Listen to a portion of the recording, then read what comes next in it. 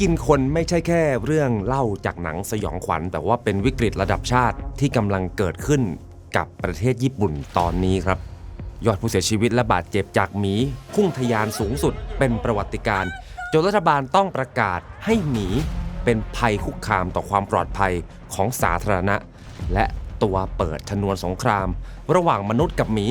คือสิ่งที่เราอาจจะนึกไม่ถึงนั่นก็คือภาวะโลกร้อน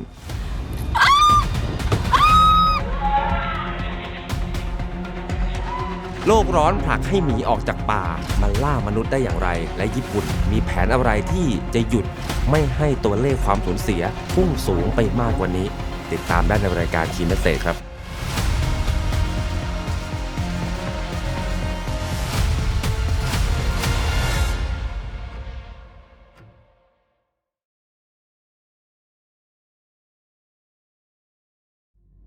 เช้าวันที่16ตุลาคมในจังหวัดอิวาเตะวันที่ควรจะเป็นวันธรรมดาเหมือนทุกวันพนักงานเรียวกังวัย60ปีกลับหายตัวไประหว่างกำลังทำความสะอาดบ่อออนเซ็นกลางแจ้งร่องรอยที่เหลือทิ้งเอาไว้มีเพียงแว่นตารองเท้าแตะอุปกรณ์ทำความสะอาดและคราบเลือดทีมค้นหาระดมกำลังตามหาตลอดทั้งคืนก่อนที่เช้าวันรุ่งขึ้นจะพบร่างของเขาอยู่ห่างจากเรียวกังไป50เมตรในสภาพเสียหายอย่างยับเยินจากการถูกกัดแทะใกล้ๆกันมีร่างหมีเพศผู้โตเต็มวัยสูงประมาณ1.5 เมตรนอนแน่นิ่งอยู่มันถูกยิงหลังจากเจ้าหน้าที่ที่มั่นใจว่ามันคือผู้ก่อเหตุและคาดว่าหมีตัวนี้เป็นตัวเดียวกับที่ก่อคดีสะเทือนขวัญเมื่อวันที่8ตุลาคมครั้งนั้นชายวัย73ปีถูกโจมตีจนเสียชีวิตขณะกำลังเก็บเห็ดอยู่ในป่าซึ่งอยู่ห่างจากเรียวกังที่เกิดเหตุล่าสุดเพียงแค่2 กิโลเมตรผลจากการตรวจสอบกระเพาะอาหารของหมีโดยผู้เชี่ยวชาญจากมหาวิทยาลัยอิวาเตะพวกเขาพบเส้นผมและชิ้นส่วนใบหน้าของมนุษย์แต่ไม่พบเศษซากพืชใดๆเลยทั้งที่ปกติช่วงเวลานี้ของปีหมีจะกินลูกโอ๊กหรือผลไม้ป่าเพื่อสะสมไขมันก่อนที่มันจะจำศีลแต่ร่างกายของหมีตัวนี้แทบจะไม่มีชั้นไขมันอยู่ซึ่งเป็นหลักฐานชั้นดีที่บอกได้ว่าหมีกำลังขาดแคลนอาหารการเผชิญหน้ากันระหว่างหมีกับมนุษย์ไม่ใช่เรื่องแปลกใหม่อีกต่อไปครับกระทรวงสิ่งแวดล้อมญี่ปุ่นระบุว่าตั้งแต่วันที่1 เมษายนจนถึงปัจจุบันทั่วประเทศญี่ปุ่นมีประชาชนถูกหมีทำร้ายจนเสียชีวิตไปแล้วอย่างน้อย13คนและมีผู้ได้รับบาดเจ็บมากกว่า100คนขึ้นไปตัวเลขนี้ถือเป็นหนึ่งในตัวเลขที่สูงที่สุดนับตั้งแต่เริ่มมีการบันทึกสถิติเอาไว้อีกทั้งยังมีผู้พบเห็นหมีในญี่ปุ่นมากถึง 2792 ครั้งการพบเห็นส่วนใหญ่เกิดขึ้นทางตอนเหนือของประเทศญี่ปุ่นครับโดยเฉพาะในจังหวัดอาคิตะอิวาเตะและฮอกไกโดในจังหวัดอาคิตะซึ่งเป็นที่ตั้งของเทือกเขาขนาดใหญ่ปีนี้มีผู้ได้รับบาดเจ็บจากการถูกหมีโจมตีมากกว่า50คนและมีผู้เสียชีวิตอย่างน้อย4คนอดีตผู้ว่าราชการจังหวัดอาคิตะโนริฮิสะซาตาเกะบอกเล่าครับว่าจำนวนหมีจริงๆมากกว่าที่สถิติทางการรายงาน 3-5 เท่าครับบางหมู่บ้านมีคนแค่ 1,000 แต่ว่ามีหมีมากกว่า 2,000 ตัวหมีปรากฏตัวทุกวันจนชาวบ้านถึงกับพูดว่าจะให้โทรเรียกตำรวจทุกครั้งก็คงจะทำไม่ไหวครับขณะเดียวกันป่าก็เป็นวิถีชีวิตอย่างหนึ่งของคนชนบทครับผู้สูงอายุจำนวนมากเลี้ยงชีพด้วยการเก็บพืชผักและเห็ดบนภูเขาตอนนี้ไม่มีใครกล้าเข้าไปในป่าอีกแล้วเด็กๆต้องอยู่แต่ในบ้านโรงเรียนปิดงานเทศกาลถูกยกเลิกเศรษฐกิจชุมชนที่เคยพึ่งพาการท่องเที่ยวและของป่าหยุดชะงักสภาวะนี้ผู้คนใช้ชีวิตประจำวันของตัวเองไม่ได้แทบไม่ต่างอะไรเลยกับการอยู่ในช่วงสงครามสถานการณ์ในจังหวัดอาคิตะวิกฤตหนักจนผู้ว่าราชการจังหวัดคนปัจจุบันเคนตะซูซูกิต้องตัดสินใจ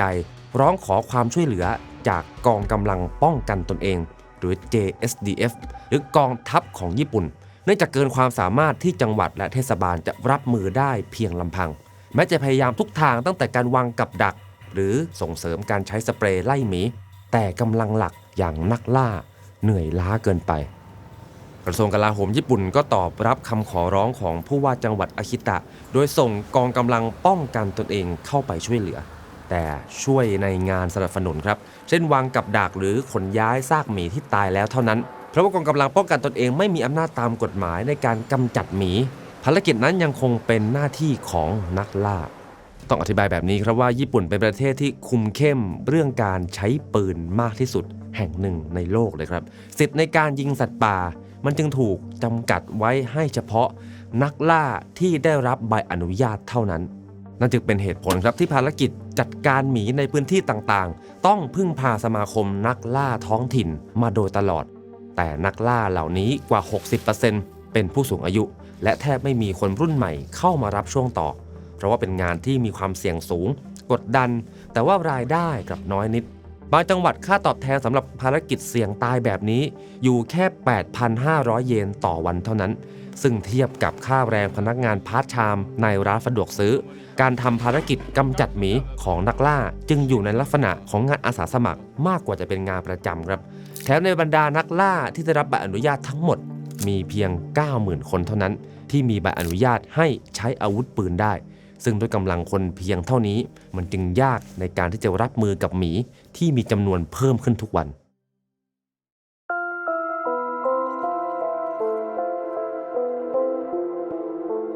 ยิ่งเมื่อเทียบกับขนาดของประเทศญี่ปุ่นถือเป็นประเทศที่มีอัตราความขัดแย้งระหว่างคนกับหมีสูงที่สุดในโลกเลยครับเพราะว่าพื้นที่กว่า 70% ของประเทศนี้เป็นภูเขาและป่าไม้ในขณะที่เมืองหมู่บ้านและพื้นที่เพาะปลูกก็มักจะตั้งอยู่ชิดกับแนวป่าเรียกได้ว่าเส้นแบ่งพรมแดนระหว่างมนุษย์กับสัตว์ป่านั้นบางเป็นทุนเดิมอยู่แล้วครับยิ่งเมื่อหมู่บ้านเล็กๆตามเชิงเขาเริ่มร้างผู้คนเพราะว่าคนหนุ่มสาวอพยพเข้าไปในเมืองสิ่งที่เหลืออยู่ก็คือผู้สูงอายุที่ไม่สามารถดูแลพื้นที่รอบบ้านหรือไร่นาของตัวเองได้หน้าตาพื้นที่มันก็ค่อยๆกลมกลืนเข้าไปเป็นส่วนหนึ่งของป่าครับแล้วก็เปิดทางให้เจ้าถิ่นดั้งเดิมนั่นก็คือหมีเข้ามารุกคืบหมีที่เป็นคู่กรณีของคนญี่ปุ่นมีอยู่2ชนิดครับชนิดแรกคือหมีน้ำตาลเจ้าป่าแห่งเกาะฮอกไกโดมันเป็นนักล่าขนาดใหญ่น้ำหนัก 300-500 กิโลกรัมมีกรงเล็บแหลมคมและแรงตบมหาศาลเทียบเท่ากับรถยนต์พุ่งชนพฤติกรรมโดยธรรมชาติของมันดุและก็ไม่กลัวมนุษย์ครับเมื่อมองเห็นหรือได้กลิ่นคนใกล้เกินไปมันมักจะเลือกที่จะสู้แทนที่จะหนีแถมมันยังวิ่งเร็วได้ถึง50 กิโลเมตรต่อชั่วโมงความน่ากลัวของหมีน้ำตาลถูกเล่าขานผ่านเหตุการณ์สังหารหมู่ในหมู่บ้านซันเคเบสึเมื่อปี 1915 ที่หมีตัวเดียวฆ่าคนไปถึง7 ศพและบาดเจ็บอีกหลายรายปัจจุบันหมีน้ำตาลมีอยู่ประมาณ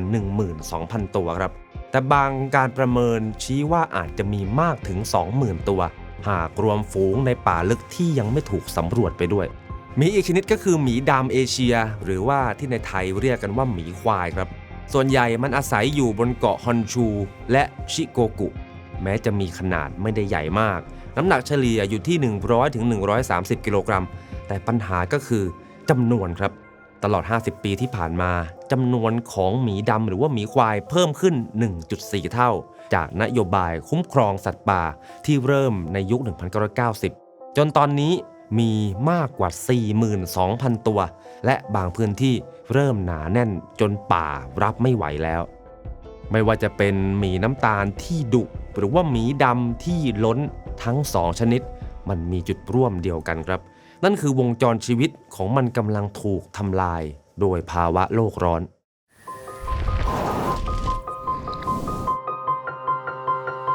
หมีทั้ง2ชนิดจะเริ่มจำศีลประมาณช่วงปลายเดือนพฤศจิกายนดังนั้นเดือนตุลาคมจึงเป็นโค้งสุดท้ายก่อนที่มันจะหลับยาวครับ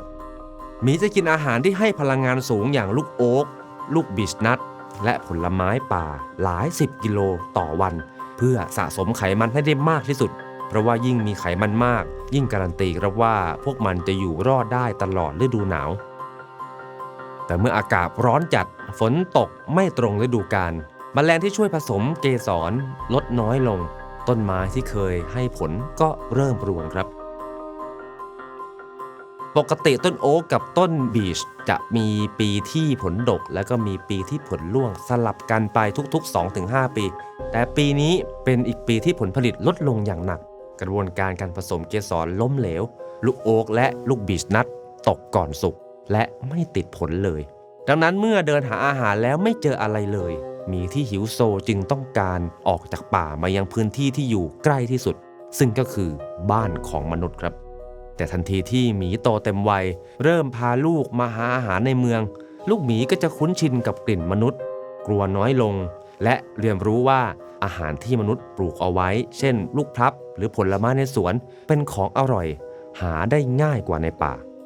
คาซุฮิโกะโยเนดะหัวหน้าสถาบันวิจัยหมีดำเอเชียแห่งญี่ปุ่นผู้ที่ศึกษาหมีมานานมากกว่า50ปียืนยันว่าปีนี้หมีแสดงพฤติกรรมผิดธรรมชาติอย่างชัดเจนหมีที่ลงจากเขามาไม่ใช่แม่หมีหรือลูกหมีเหมือนในอดีตแต่เป็นหมีเพศผู้โตเต็มวัยที่บุกเข้ามาตั้งแต่ต้นเดือนตุลาคม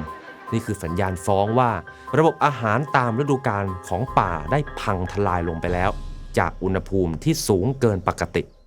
โยเนดะเชื่อมโยงไปถึงเหตุการณ์ในเมืองคิตากามิเมื่อเดือนกรกฎาคมที่หมีบุกเข้าบ้านและฆ่าหญิงชราวัย81ปีว่ามีความเป็นไปได้สูงครับที่หมีจะไปทำร้ายเพื่อกินมนุษย์ตั้งแต่แรกซึ่งเป็นกรณีไม่ได้พบเห็นในญี่ปุ่นมานานหลายกรณีที่เกิดขึ้นทั้งซากศพที่ถูกลากถูกคลุมด้วยใบไม้รวมถึงมีร่องรอยการกัดแทะทั้งหมดนี้คือพฤติกรรมของนักล่าที่บ่งชี้ว่าหมีมองมนุษย์เป็นอาหารเขากังวลว่าสถานการณ์เช่นนี้จะแพร่กระจายออกไปเพราะว่าหากหมีเลียหรือเคี้ยวซากมนุษย์หลังจากที่มันฆ่ามันก็จะจดจำรสชาติเนื้อมนุษย์และมีแนวโน้มที่จะทำร้ายมนุษย์มากขึ้นในอนาคตภาพการเผชิญหน้ากันระหว่างหมีกับคนไม่ได้จำกัดอยู่แค่ชุมชนตามเชิงเขาเท่านั้นครับแต่มันขยับลึกเข้ามาในพื้นที่เมืองมากขึ้นทุกวันมีรายงานการพบเห็นหมีบุกเข้าไปในซุปเปอร์มาร์เก็ตสถานีรถไฟสนามบินธนาคารไปจนถึงภายในรั้วโรงเรียนโดยในจังหวัดอิวาเตะสถานการณ์รุนแรงถึงขั้นโรงเรียนอย่างน้อย3แห่งรวมถึงมหาวิทยาลัยอิวาเตะต้องสั่งปิดชั่วคราวหลังพบหมีเดินอยู่รอบๆท่ามกลางสถานการณ์แบบนี้ครับหน่วยงานท้องถิ่นทั่วญี่ปุ่นจึงแจกคู่มือเอาตัวรอดจากหมีให้กับประชาชนคำแนะนำมีตั้งแต่หมอบราบกับพื้นป้องกันศีรษะและลำคอเมื่อถูกจู่โจมไปจนถึงการพกกระดิ่งหรือสเปรย์ไล่หมีติดตัวเอาไว้เสมอและไม่ออกนอกเส้นทางไปคนเดียวบางจังหวัดถึงขั้นขอให้เด็กๆนักเรียนพกขวดน้ำพลาสติกเปล่าขณะเดินไปกลับโรงเรียนด้วยครับเพราะเชื่อว่าเสียงดังจากการขยำขวดจะทำให้หมีมันตกใจหนีภาพของเด็กๆเดินขยำขวดน้ำระหว่างกลับบ้านจึงกลายเป็นสัญลักษณ์ใหม่ของการอยู่ร่วมกับหมีอย่างระมัดระวังของญี่ปุ่นในขณะที่บางจังหวัดเลือกแก้ปัญหาด้วยการจ้างแท็กซี่ให้ไปรับส่งนักเรียนแทนการเดินเท้าเพื่อรับประกันความปลอดภัยของเด็กๆผลกระทบจากการรุกรานของหมีไม่ได้หยุดอยู่ที่แค่ความกลัวครับแต่มันยังลามไปถึงภาคธุรกิจบริษัทโลจิสติกส์รายใหญ่อย่างเจแปนโพสต์ประกาศปรับเส้นทางจัดส่งหรือระงับบริการในบางพื้นที่เลยหากมีรายงานการพบหมี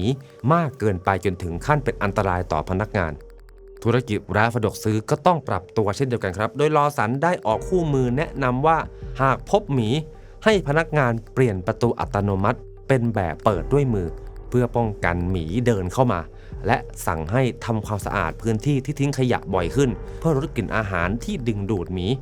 ส่วน 7-Eleven อนุญาตให้ผู้จัดการร้านมีสิทธิ์ปิดร้านทันทีหากพบหมีในบริเวณโดยรอบนอกจากการป้องกันตัวขั้นพื้นฐานแล้วญี่ปุ่นยังเริ่มหันไปหาเทคโนโลยีเพื่อรับมือกับหมีด้วยครับบริษัทผลิตกล้องวงจรปิดรายหนึ่งได้อัปเกรดระบบ AI ของตัวเองจากการตรวจจับคนมาเป็นตรวจจับหมีโดยเฉพาะเมื่อกล้องพบหมีมันจะส่งภาพแจ้งเตือนไปยังโทรศัพท์ของลูกค้าทันทีกล้องรุ่นนี้เพิ่งเปิดตัวไม่นานแต่เป็นที่ต้องการล้นหลามจนบริษัทต้องเพิ่มกำลังการผลิตส่วนจังหวัดกิฟฟูซึ่งเป็นอีกหนึ่งจุดเสี่ยงเตรียมใช้โดรนติดลำโพงเพื่อบินขับไล่หมี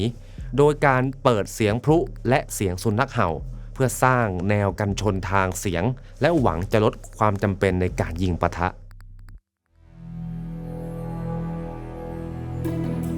ตลอดหลายทศวรรษที่ผ่านมาญี่ปุ่นพยายามคุ้มครองหมีในฐานะสัตว์ป่าที่ควรฟื้นฟูประชากรแต่เมื่อจำนวนหมีมันเพิ่มขึ้นจนความปลอดภัยของประชาชนถูกคุกคามรัฐบาลจึงจำเป็นที่จะต้องพลิกนโยบายครั้งใหญ่ครับ เริ่มโดยการเพิ่มหมีน้ำตาลและหมีดำเข้าไปในรายชื่อสัตว์ที่ต้องควบคุมจำนวนประชากรอย่างเป็นทางการพร้อมแก้ไขกฎหมายเปิดทางให้สามารถยิงหมีในเขตที่อยู่อาศัยได้แต่ต้องทำไปเพื่อปกป้องชีวิตมนุษย์เท่านั้นนะครับและคนที่ได้รับอนุญาตให้ลั่นไก่จะมีเพียงแค่2กลุ่มเท่านั้นแน่นอนว่ากลุ่มแรกก็คือนักล่าซึ่งจะได้รับมอบหมายจากหน่วยงานท้องถิ่นให้เข้าไปปฏิบัติการกระบวนการนี้ต้องมีการประสานกับเทศบาลเพื่อจัดการอพยพประชาชนปิดถนนและรับประกันความปลอดภัยก่อนลงมืออีกกลุ่มก็คือเจ้าหน้าที่ตำรวจโดยเฉพาะตำรวจปราบจลาจลหรือหน่วยปฏิบัติการพิเศษด้านอาวุธปืนกฎนี้เพิ่งได้รับการผ่อนปรนเพื่อให้ตำรวจตอบสนองได้รวดเร็วขึ้นในกรณีที่สถานการณ์ฉุกเฉินเกินกว่าจะรออนุมัติจากเทศบาลได้ทันเวลาเมื่อไม่นานมานี้รัฐบาลเพิ่งอนุญาตให้เจ้าหน้าที่ตำรวจสามารถยิงหมีด้วยปืนไรเฟิลได้เพราะปืนพกและปืนลูกซองมันมีความแม่นยำน้อยกว่าเสี่ยงสูงที่จะหยุดสัตว์ใหญ่ไม่ได้ทันทีครับพร้อมกันนั้นยังเร่งแก้ปัญหาการขาดแคลนนักล่าผ่านโครงการนักล่าของรัฐโดยหน่วยงานท้องถิ่นจะได้รับงบประมาณก้อนหนึ่งไปใช้ในการจ้างงานฝึกอบรมและจ่ายค่าตอบแทนที่มั่นคงให้กับนักล่ากลุ่มนี้ซึ่งคาดว่าน่าจะช่วยเพิ่มแรงจูงใจให้มีนักล่ารุ่นใหม่เพิ่มมากขึ้นสำหรับความรู้สึกหรือว่าความคิดเห็นของคนในสังคมญี่ปุ่นตอนนี้ก็แตกแยกออกเป็น2ฝ่ายครับฝ่ายหนึ่งเรียกร้องให้รัฐกำจัดหมีให้มากกว่านี้เพื่อป้องกันเหตุสลดที่เกิดขึ้นซ้ำแล้วซ้ำเล่าขณะที่อีกฝ่ายยืนกรานครับว่า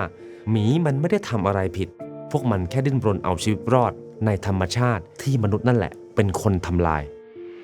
องค์กรอนุรักษ์ที่มีบทบาทมากที่สุดอย่างสมาคมอนุรักษ์หมีญี่ปุ่นยืนยันครับว่าการกำจัดหมีคือการทำสงครามกับธรรมชาติพวกเขาเชื่อว่าธรรมชาติที่เสียสมดุลจากมนุษย์ต้องถือฟื้นฟูด้วยพลังของธรรมชาติเองไม่ใช่ด้วยปืนกลุ่มนักวิจัยผู้เชี่ยวชาญด้านหมีก็ยืนอยู่ฝั่งเดียวกันครับพวกเขาเสนอให้ญี่ปุ่นสร้างสังคมที่มนุษย์และหมีแยกพื้นที่กันอยู่อย่างที่เคยทำกันมาในอดีตแต่ฝั่งที่สนับสนุนให้ฆ่าหมีก็โต้ครับว่าพวกมันไม่ใช่สัตว์เลี้ยงที่น่ารักลองมาอยู่ในสถานการณ์ที่ต้องเผชิญหน้ากับหมีดูไหมความเห็นต่างระหว่าง2ฝ่ายลุกลามไปถึงขั้นเว็บไซต์สมาคมอนุรักษ์หมีญี่ปุ่นถูกโจมตีทางไซเบอร์บัญชีถูกแฮ็กและมีการส่งข้อมูลเท็จผ่านทางอีเมลออกไปเป็นจำนวนมากและในหลายจังหวัดผู้ที่ต้องรองรับอารมณ์ของทั้ง2ฝ่ายโดยตรงก็คือเจ้าหน้าที่หน่วยงานท้องถิ่นครับพวกเขาต้องรับโทรศัพท์ร้องเรียนตั้งแต่หลัก10ไปจนถึงหลักร้อยสายต่อวันสลับไปมาระหว่าง2ความเห็นบ้างก็ด่าทอบ้างร้องไห้บ้างก็โมโหฉุนเฉียวและหลายสายโทรมานานเป็นชั่วโมงโดยไม่ยอมวางครับนอกจากความขัดแย้งระหว่างคนกับหมีแล้วความขัดแย้งระหว่างคนกับคนเรื่องหมีจึงเป็นอีกรอยร้าวที่สังคมญี่ปุ่นต้องหาทางประคับประคองไปพร้อมกันวิกฤตหมีในญี่ปุ่นครั้งนี้อาจไม่ใช่แค่โศกนาฏกรรมชั่วคราวแต่เป็นคำเตือนถึงอนาคตว่าภาวะโลกร้อนมันใกล้ตัวกว่าที่พวกเราจินตนาการไว้มากมันอาจไม่ได้มาในรูปแบบน้ำแข็งละลายหรือว่าพายุที่รุนแรงเท่านั้นครับแต่มาในรูปแบบผู้ล่าที่หิวโหยได้เช่นกันและเราเหลือเวลาไม่มากแล้วที่จะดึงระบบนิเวศให้กลับมาอยู่ในจุดที่ปลอดภัยทั้งสำหรับพวกเราและสัตว์ป่า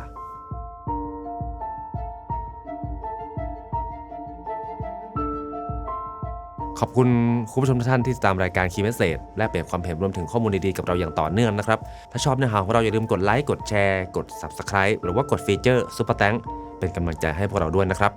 สวัสดีครับ